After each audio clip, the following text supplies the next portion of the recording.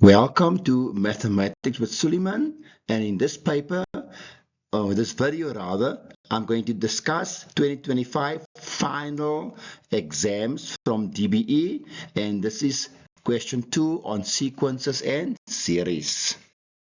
So please, very important to subscribe to my channel so that it can enable me to do some more videos. So please, people, don't only watch my videos, also subscribe to my channel, and then you'll be able to see more of my new videos coming.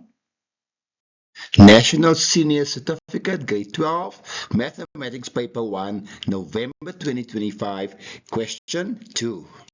In question 2.1, given the infinite geometric series t plus 10 plus t minus 2 plus t plus 4 plus and so forth.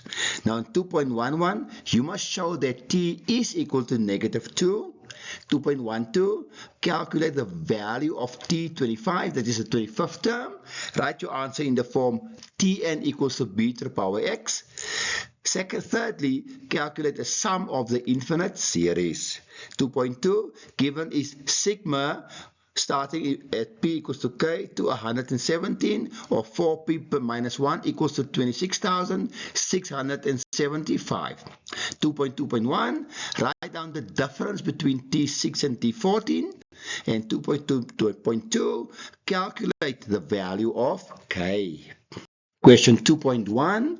So remember now the infinite geometric series is given as t plus 10, t minus 2, t plus 4. So you must show that t is negative 2. So if it's geometric, there must be a common ratio. That means t minus 2 divided by 10 plus t should be the same as t plus 4 divided by t minus 2. Then you cross multiply, get rid of all the brackets, collect your like terms, and you'll get t equals to negative 2.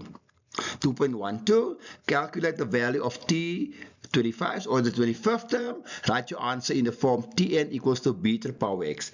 Now remember, now we can replace t with a negative 2 and you get the 8 and a minus 4. You can carry on, you don't have to. You just need the first two to get what's the value of r. So r is a negative 4 over 8, which is minus a half.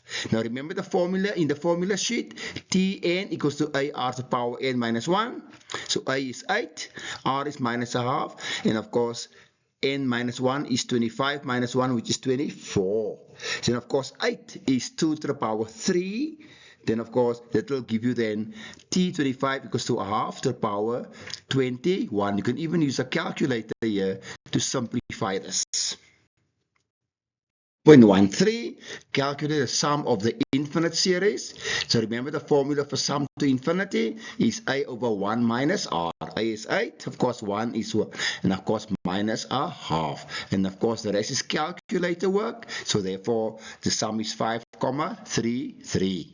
Question 2.2, given is the sigma p starts in k and ends in 117. So remember, between p and 117 give you the number of terms in the sequence. Don't forget that.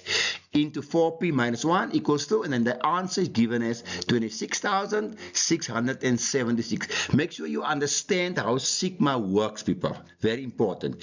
So 2.2.1, write down the difference between term 6 and term 14. So for term 6, you replace p with a 6, and you get 4 times 6 minus 1, which is 23.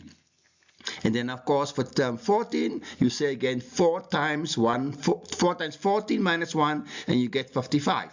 Then you subtract the 2. 55 minus 23 is 32. 2.2.2, calculate the value of k. Now remember now, k is where the term starts. So the number of terms will then be 118 minus k. Just remember that, people, very important. So term 117, if you replace p with 117, you get 4 times 117 minus 1, gives you 467.